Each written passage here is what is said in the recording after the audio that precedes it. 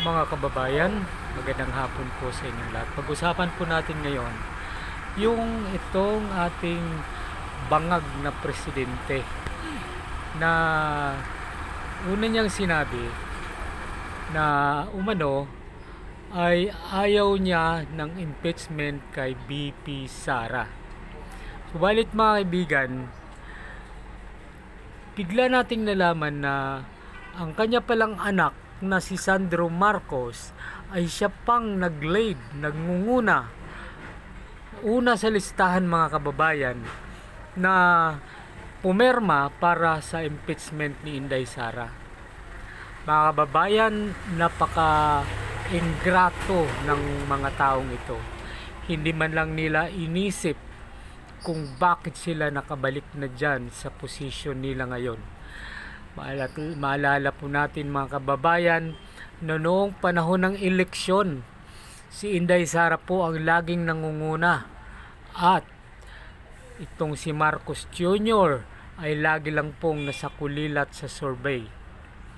Ngunit mga kababayan, napakalungkot po ang mga pangyayaring ito dahil ang mga taong hindi naman sana maging presidente kung hindi pinagbigyan ni Inday Sara at kung si Inday Sara ang tumakbo ngayon noong 2022, talagang si Inday Sara ang mananalo at hindi ito mauupo ang mga Marcos, ang mga bangag dyan sa posisyon na yan. Nagkamali po tayo, binodol po tayo ng mga walang hiya na to. Tulad ni Sandro Marcos, pablis-blis pa sa mga Duterte noon habang nangungumpanya, plastic, mga ingrato, mga wala kayong utang na loob. At ito rin si Castro na galit sa mga Duterte dahil ito po ay mga membro ng rebelde na mga NPA, mga CPP-NPA, ay galit din ito sa kay dating Pangulong Roa Duterte dahil sila po ay tinogis noong panahon ni Duterte at hindi po sila nakapurma mga kaibigan. Kaya ganoon na lamang po ang galit nitong mga komunistang ito na gustong pabagsakin ang vice presidente. Ngunit nagkakamali po kayo mga kababayan, kayong mga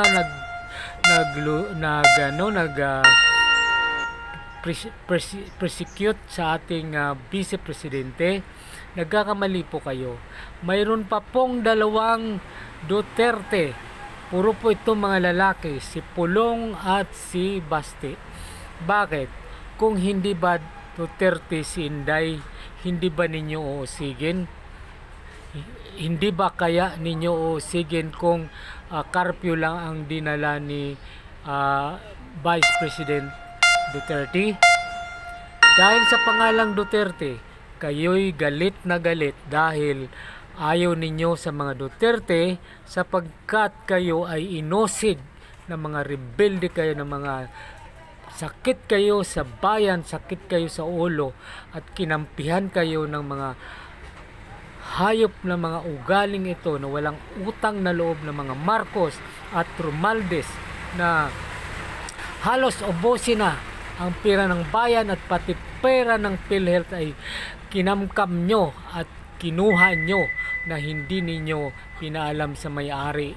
Hindi naman po ninyo pag-aari ang perang yan dahil pera po yan ng mga taong bayan na may nagpagod, nagpawis, nagkaroon ng paghihirap upang makatipon dyan, makabayad sa PhilHealth upang sila, kung sila man ay magkasakit, mayroon silang benepisyo. May naitulong ba kayo?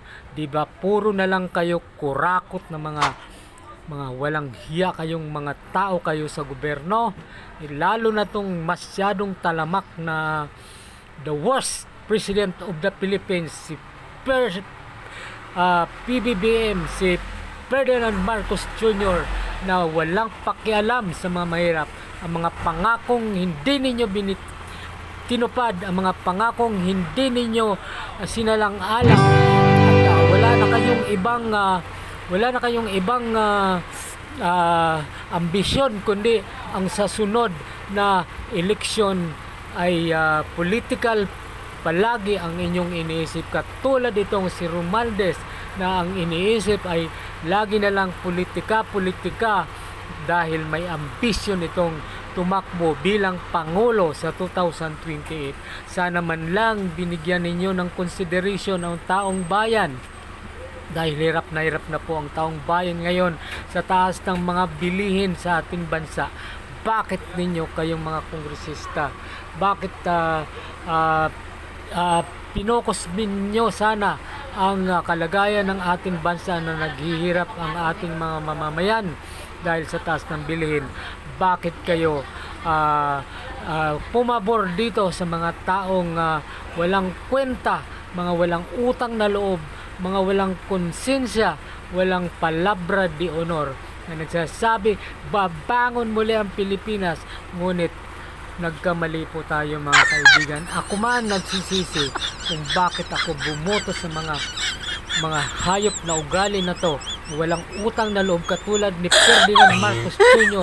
at itong si Lisa Aranita na hindi man lang marunong magtanaw ng utang na loob, bagkos ay gusto pa nilang tanggalin ang ating Vice Presidente na naglilingkod ng tapat sa ating bayan. Alin ba ang malaki? 125 million o sa mga bilyon ninyong ginastos? Sana magbaliktad ang panahon. Kapag langit ang humatol, sana daranasin ng mga taong ito, ikaw Romualdez, ikaw Bongbong Marcos, sana may mga panahon na ikaw ay maranasan mo rin ang ginawa ninyo sa kay Vice Presidente. Kaya sana mga kaibigan, maunawaan at maintindihan ninyo na sana pag langit ang humatol ay maaangkin din nila ang bagay na parusa ng Diyos sa kanila. Mga kababayan ko, maraming salamat. Paki-subscribe, like, and share po ang ating video ito, at wag po na sana ninyong bigyan ng kung mayroon pong sobra sa aking mga sinasabi, kayo na po ang magbawas, at kung mayroon mang pagkukulang, kayo na po ang bahalang dumagdag. Ito po si Don B na nagsasabi sa inyo na sana po ay suportahan ninyo, paki-subscribe po ninyo ang ating YouTube channel. Bagamat ito ngayon ay nakasuspindi, patuloy lang po tayo, hindi pa naman nasuspindi ang ating channel. Kaya mga kababayan, maraming salamat sa inyong suporta at pagpatuloy na pag-subscribe sa ating YouTube channel. Ito po si Don B. Ang political issue ay atin pong bigyang diin, at tayo po ay mag-react, mag-observe, mag-salita, dahil tayo po ay nagbabayad ng buwis. Salamat po ng marami.